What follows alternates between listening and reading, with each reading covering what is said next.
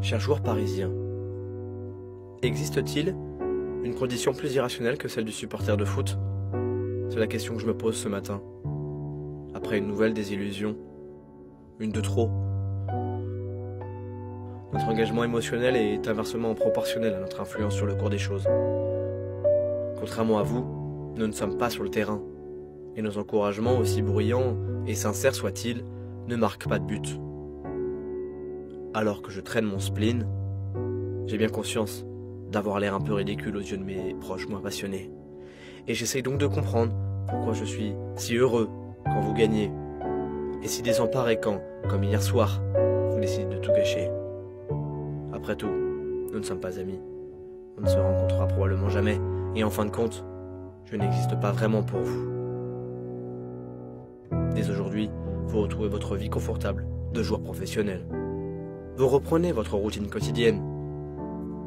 Vous discuterez bientôt avec votre agent d'une revalorisation salariale, ou de votre avenir, en Espagne, en Angleterre ou ailleurs, peu importe. Pour vous, c'est un métier. Nous, les simples supporters, on essaye tant bien que mal de relativiser.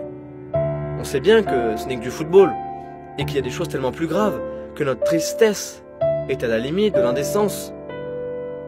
Au coup de sifflet final, j'étais comme assommé par votre énième trahison. Alors je me suis dit qu'il fallait que j'arrête, que ça n'avait pas de sens de se mettre dans des états pareils pour du sport. Mais au fond de moi, je sais que c'est impossible, et que je vais replonger dès ce week-end. Le football m'apporte trop de plaisir pour que je m'en prive à cause de vous. J'aurais pu naître à Rennes, à Bordeaux ou à Manchester, mais voilà, le hasard a voulu que ce soit à Paris. L'histoire banale d'un gamin qui découvre le foot, le camp des loges, le Parc des Princes avec son père. À partir de là, ce n'est plus juste du sport, c'est un peu notre histoire personnelle, de notre identité. C'est aussi pour ça que nous, les supporters, contrairement à vous les joueurs, on ne peut pas changer de club, ça impliquerait trop de renoncements.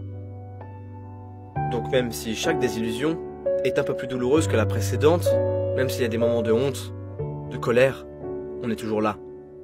On ne bouge pas. On continuera à encourager et engueuler vos successeurs, comme on le fait avec vous, et comme on le faisait avec vos prédécesseurs. Ça s'appelle la passion. Peut-être que vous l'avez connue, un peu, il y a longtemps, avant de la remplacer par un plan de carrière. Vous ne lirez probablement pas cette lettre, même si par hasard vous tombez dessus, qui vous semblera un peu ridicule. Ce n'est pas grave. Je ne l'écris pas vraiment pour vous, plutôt pour moi et pour les autres supporters qui doivent se sentir un peu seuls aujourd'hui.